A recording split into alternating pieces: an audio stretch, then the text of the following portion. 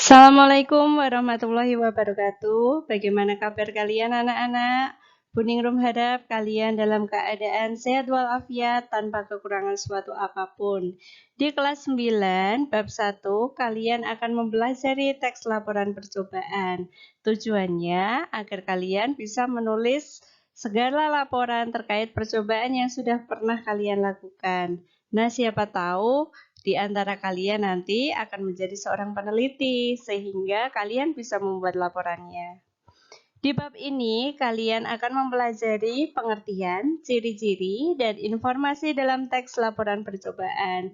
Selain itu, kalian bisa menyimpulkan informasi dalam teks laporan percobaan.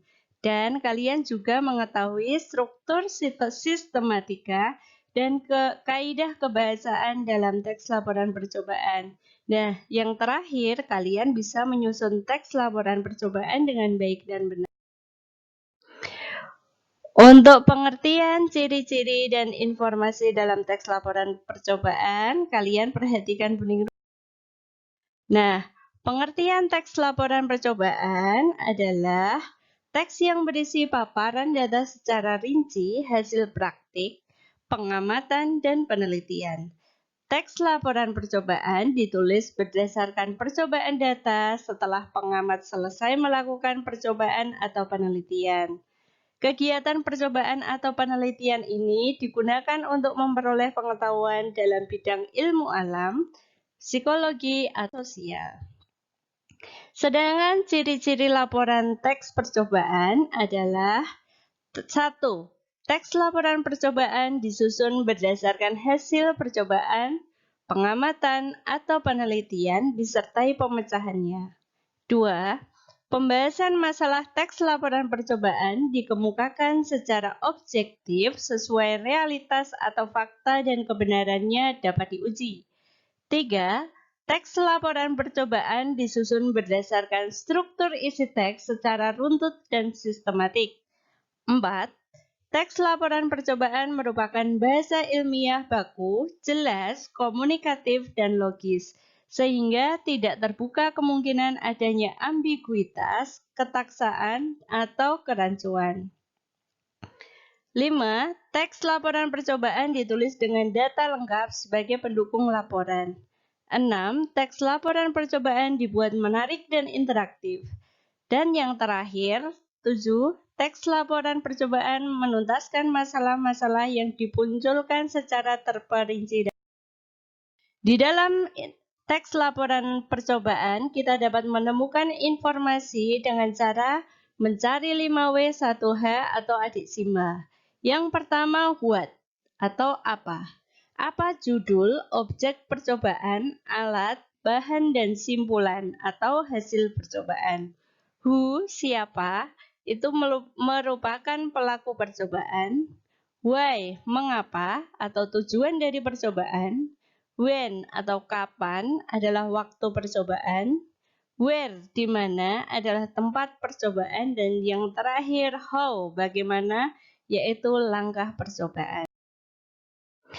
Untuk menyimpulkan informasi dalam teks laporan, kalian dapat menentukan informasi dalam teks laporan hasil percobaan dan menyimpulkan informasi dalam teks laporan. Untuk menentukan informasi dalam teks laporan percobaan, kalian harus mengetahui apa judul laporan percobaan tersebut, kemudian apa objek laporan percobaan tersebut. Selanjutnya, apa saja alat dan bahan yang digunakan dalam laporan percobaan tersebut. Kemudian, apa hasil yang didapat dalam percobaan tersebut. Selanjutnya, siapa pelaku percobaan tersebut, mengapa percobaan tersebut dilakukan, kapan laporan percobaan dilaksanakan, di mana percobaan tersebut dilaksanakan, dan bagaimana langkah percobaan tersebut dilaksanakan. Selanjutnya, jika kalian ingin menyimpulkan informasi dalam laporan percobaan, yang harus kalian lakukan adalah membaca dengan seksama laporan percobaan tersebut.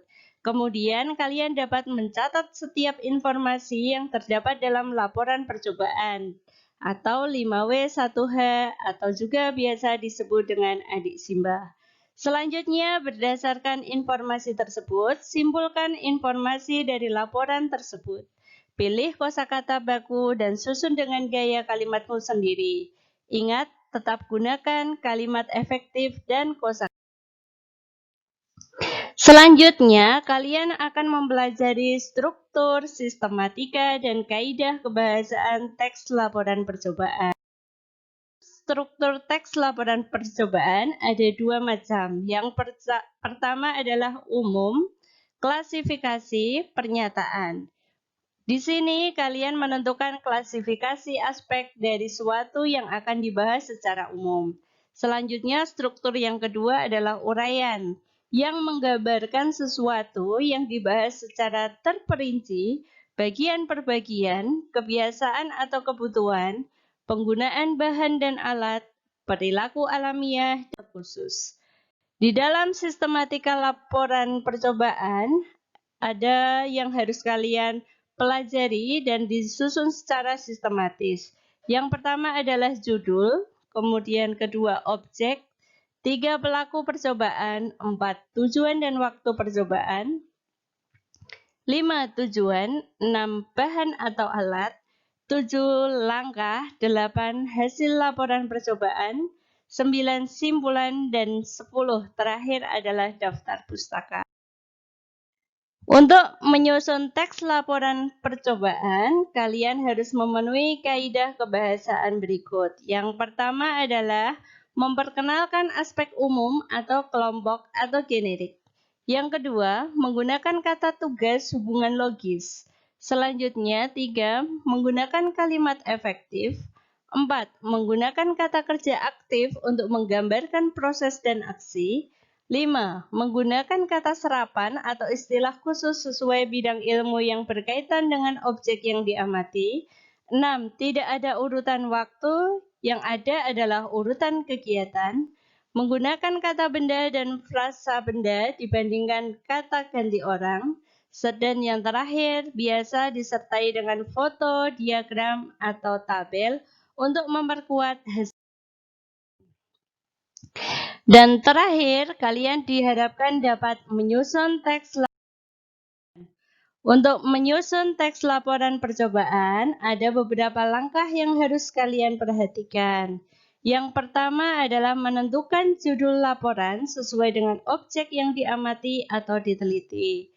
2, menyusun tujuan percobaan berdasarkan percobaan yang telah dilakukan. 3, menyusun teks percobaan yang telah dilakukan.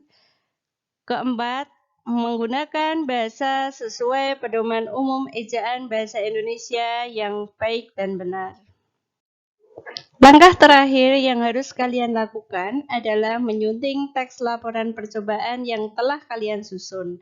Yang pertama yang harus kalian lakukan adalah menandai kata, kalimat, atau makna kata dan kalimat yang salah. Selanjutnya, kalian memperbaiki kata, kalimat, atau makna dan kalimat sesuai dengan unsur kebahasaan. Dan yang terakhir, kalian menulis kembali teks tersebut sehingga menjadi teks laporan percobaan yang baik dan benar. Demikian materi pada pagi hari ini, semoga bermanfaat. Selamat belajar. Wassalamualaikum warahmatullahi wabarakatuh.